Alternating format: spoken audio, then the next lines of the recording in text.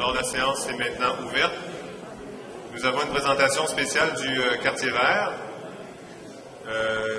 Les gens du quartier vert, Mme de Seine, M. Rabouin, mademoiselle, Marie-Hélène. Oui, je vais présenter au micro. Donc, c'est une présentation du quartier vert. Ils vont vous faire ça tout. Je ne ferai pas d'introduction. Je vous laisse commencer et vous présenter vous-même.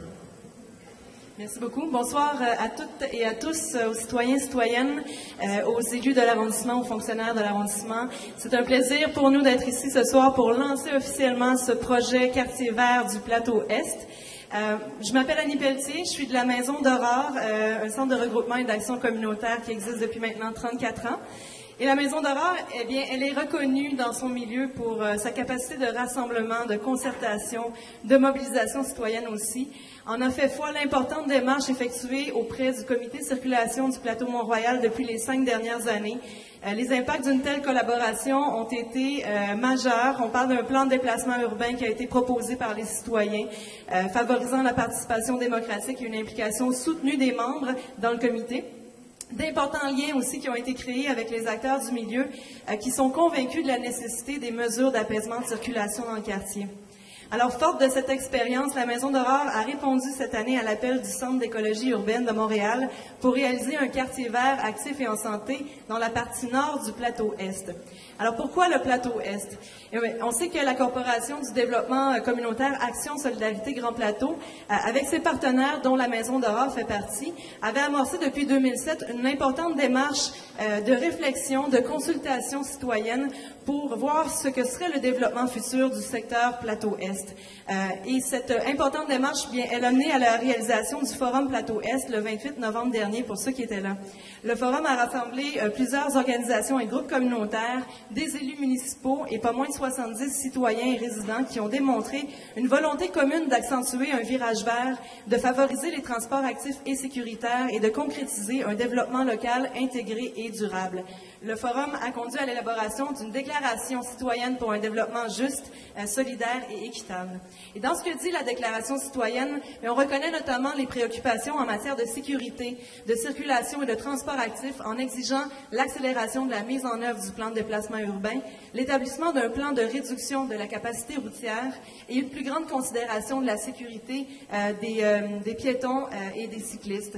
On réitère aussi là-dedans les besoins de pistes cyclables ouvertes à l'année, d'un réseau intégrant le vélo au transport en commun, d'un aménagement urbain propice à la rencontre pour les piétons et les cyclistes. Et finalement, on imagine un quartier où le résident serait l'homme et non l'automobile. En matière d'environnement, la déclaration citoyenne parle aussi de ce désir du milieu de mettre en place des modèles novateurs d'aménagement urbain qui vont permettre d'améliorer la qualité de vie des résidents. En fait, on souhaite un verdissement de l'avenue Mont-Royal, des endroits bétonnés. On souhaite redonner à la ruelle la place qui lui revient, c'est-à-dire pour l'utilisation de ces espaces pour les familles, pour les piétons, pour les enfants, les personnes âgées. Et donc, avec tout ça, avec toute cette démarche préalable, on pouvait dire que le Plateau-Est, c'est un terrain fertile pour la réalisation du quartier vert actif et en santé.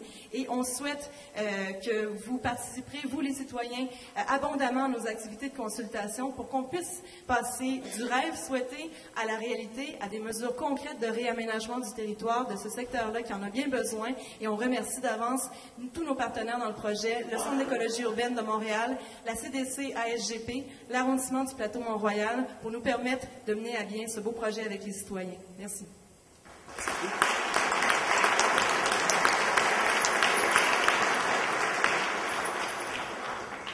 Bonjour à tous. Au nom du Centre d'écologie urbaine de Montréal, je tiens à mentionner que nous sommes extrêmement fiers d'être ici aujourd'hui pour faire l'annonce du projet Quartier vert actif et en santé du Plateau-Ouest. Dans la prochaine année, l'équipe du Centre d'écologie s'engage à soutenir ses partenaires dans l'élaboration d'un plan d'action en aménagement en faveur des piétons et des cyclistes.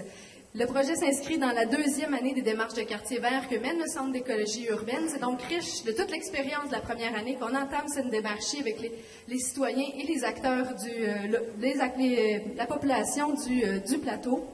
Et comme en témoigne cette annonce conjointe, le contexte actuel dans le Plateau-Est est favorable à l'émergence d'une vision claire en faveur des piétons et des cyclistes.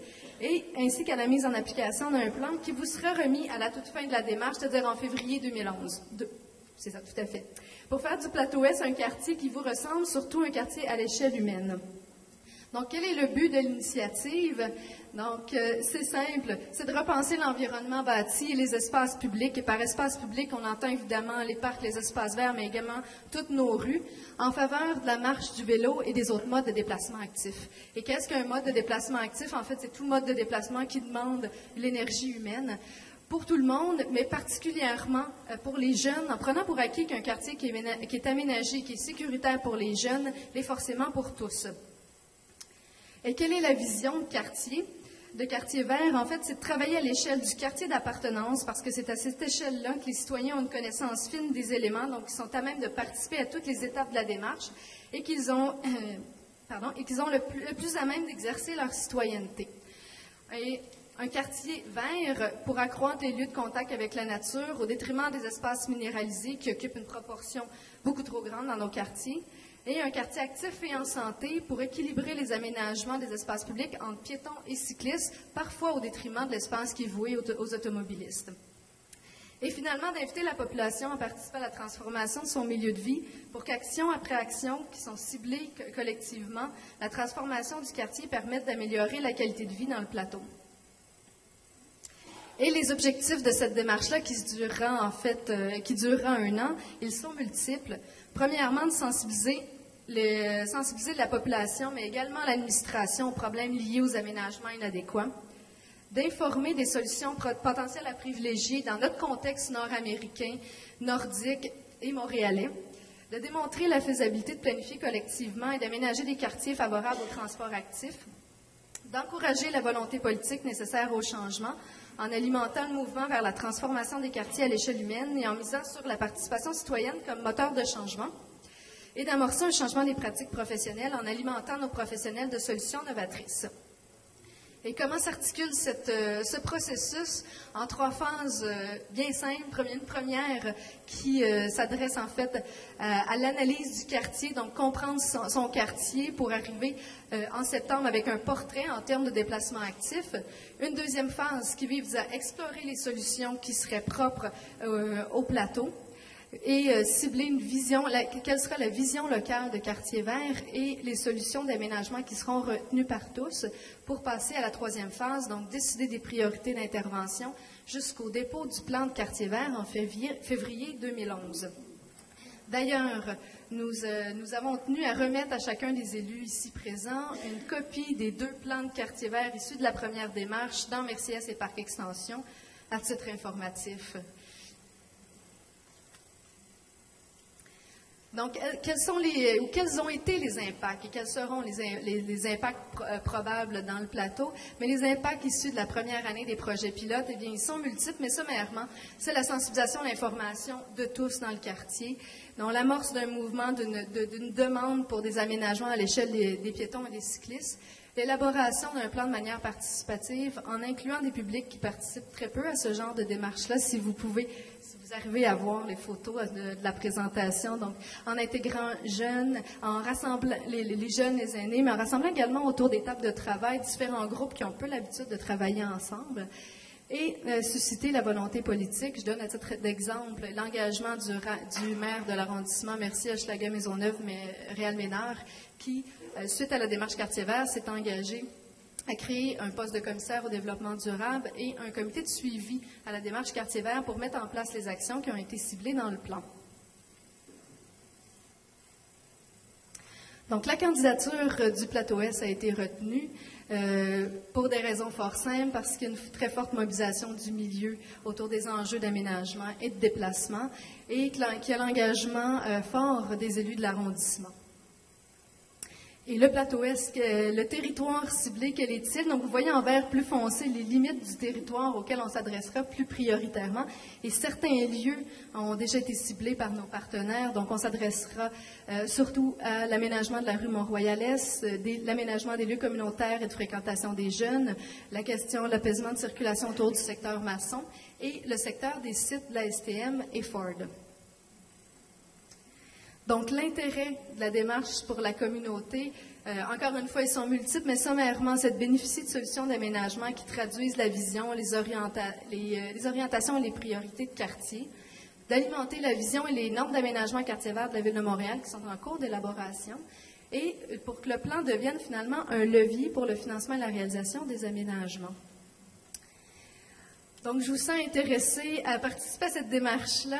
Il y a plusieurs lieux où vous pouvez nous rencontrer. Donc, ceux qui nous ont laissé leurs coordonnées, on a bien hâte de vous voir. Puis ceux qui ne l'auront pas fait, on les attend toujours. Donc, différents lieux où vous pourrez nous rencontrer. Premièrement, cette fin de semaine, à la foire commerciale sur la rue Mont-Royal, on tiendra un kiosque. On organise également différentes marches, activités d'exploration avec différents groupes au courant de l'été. On sera au Parc Baldwin au mois d'août pour finalement, en septembre, organiser une grande activité citoyenne pour plancher sur la vision de quartier vert local. Donc, on vous y attend tous.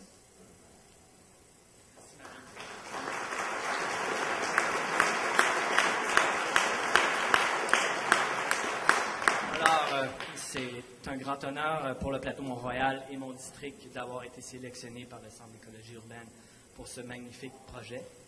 Ainsi, fort du mouvement populaire pour la réduction de circulation automobile dans nos rues résidentielles et notre signature de la déclaration citoyenne en automne dernier, nous voilà maintenant tous partenaires pour passer ensemble à cette prochaine étape qui est celle de prendre en main notre milieu de vie. Le projet pilote Quartier vert actif et en santé est une excellente opportunité pour contribuer à la mobilisation citoyenne et baliser le développement de notre quartier. De notre côté, au bureau d'arrondissement, c'est une occasion unique pour mettre à profit l'expertise du Centre d'écologie urbaine et planifier ensemble un secteur du plateau qui en a bien besoin. Étant conseiller municipal de ce district, étant l'élu responsable du comité aviseur sur le verdissement, je fais du quartier vert l'une des priorités de mon mandat. Or, en ce sens, au nom de mes collègues et de mes concitoyens, je m'engage à faire le pont avec tous les intervenants pour la mise en œuvre de ce projet. Alors, trêve de discours, retronçons-nous les manches et allons en selle vers les quartiers verts. Merci.